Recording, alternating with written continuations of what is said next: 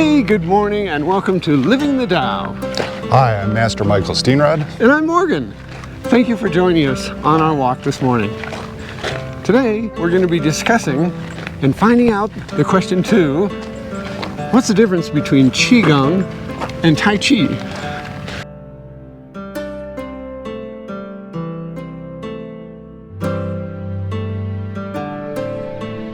Qigong predates Tai Chi by thousands of years, and Tai Chi is essentially a hybridization of martial arts and Qigong, and for many people it's basically used as a Qigong routine that's also designed to physically strengthen the body. And that's the people in the morning get up and do Tai Chi. Yeah. It will improve health. It does build physical tissue. It's more physically active than most forms of Qigong. Not all, but most forms. Some forms of Qigong are actually very vigorous. And that's pretty much it. I'm not in any way an expert or practitioner of Tai Chi, so I can't provide in-depth insights into that at all. Okay, but part of the difference is that Tai Chi is a martial art. Is that right? It's a combat system, and a relatively brutal one. The reality is that the section that most people are familiar with is a relatively small subset of the entire Tai Chi set. So. Oh, okay. Right, because what we see, what you can do by yourself in the morning is just kind of like a warm-up routine for Tai Chi, maybe.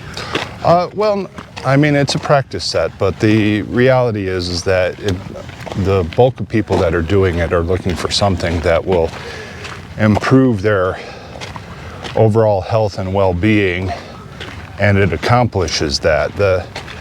You can't really engage in martial practice from let's say, the Chinese perspective without first getting physically healthy. So most people aren't in the position to engage the combat components of practice at that level because they simply haven't achieved the health that they need in order to be able to do that. That applies, I would say, across it's a spectrum of Chinese arts. And for most of history, because power comes from a healthy foundation. So you don't want to distort yourself in order to achieve power, and that's kind of fundamentally different than the Western concept of athletics, where you have an active performance window of roughly 2 years. That applies across professional sports, and so you have to ask yourself what you're looking to get out of your life. Yes. And do you want this small window of performance and then have to pay for it for decades?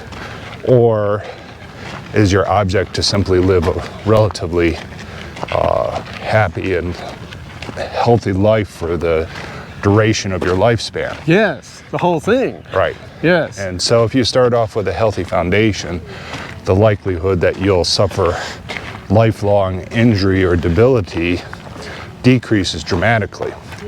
If you look at the bulk of your life as being disposable, and you simply want a good 5-year run,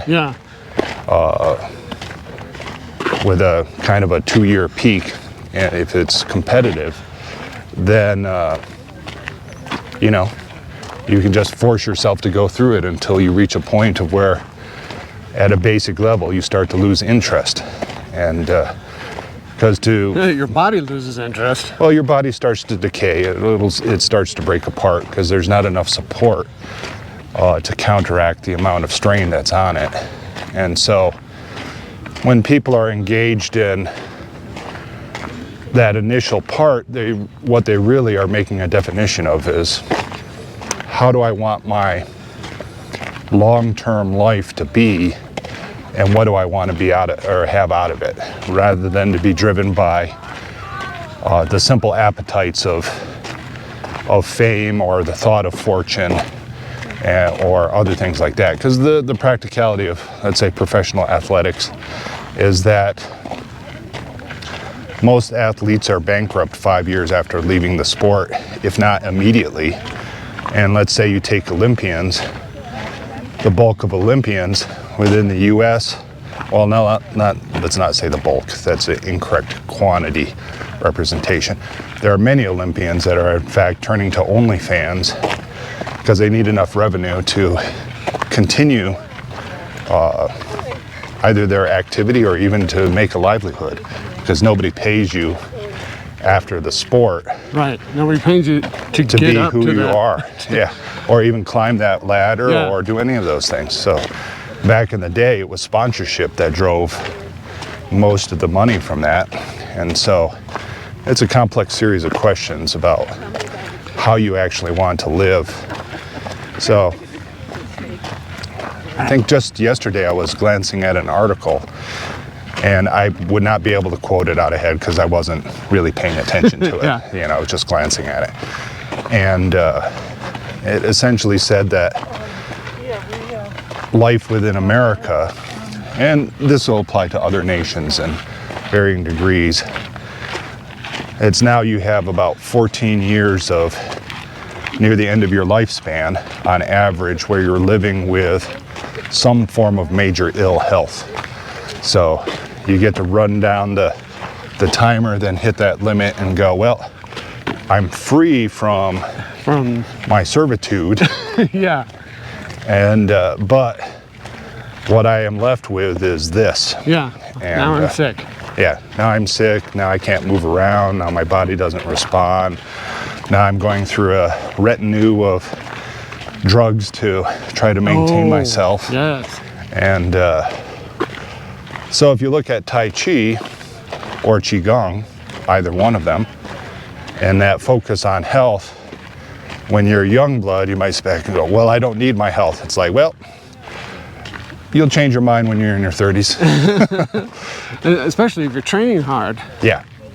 And so the key becomes longevity and how you want to, you have to look at your lifespan when you are looking at a life plan. How's that? Ooh, I like that. That's a quote right there. A t-shirt, yeah. Well, most of us are not professional athletes. And so the argument of, well, I should, look for the long term may not apply exactly, because we're not making money from doing Kung Fu, for instance. But the longer view of life does apply, that we do a lot of things that tear us down. Even sitting has been documented to be like one of the worst things we can do. And we sit all the time. We sit at work, we sit in the car. So you need some kind of injection of health.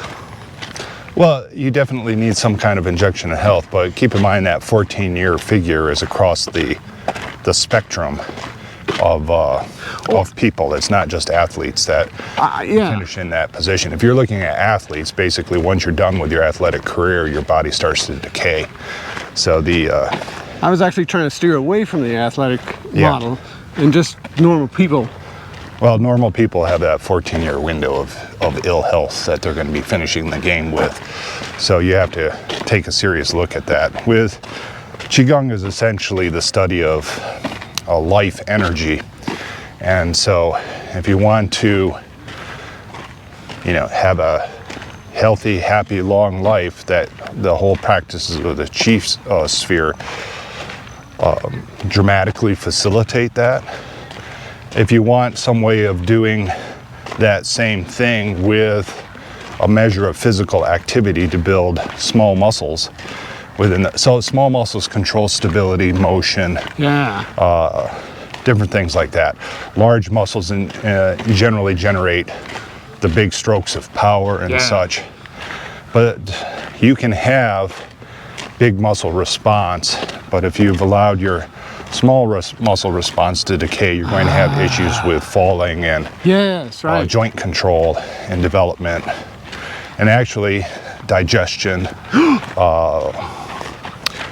response to stressor, is worse if your small muscles aren't properly developed. Whoa. Sounds odd, but we're a biomechanical machine. Yeah. So We need you have to all the components working right. And you were going to say that's a Tai Chi thing, maybe? That's a Tai Chi thing. Okay. So you need those small components there. And that's the Tai Chi concept of kind of an overall robust health. And so if you're looking at Tai Chi, for most people it's enough to know that there's some form of martial application with regards to it, but that's not what they're really looking for, nor do they desire it. So. Oh, you mean just as a way of characterizing it? Yeah. Yes. Well, that was your question initially. Yes, yes. Yeah. So that's, yes, Yeah. I get it. A little baby deer over there. Where's the mama? Uh-oh, it's rebelling.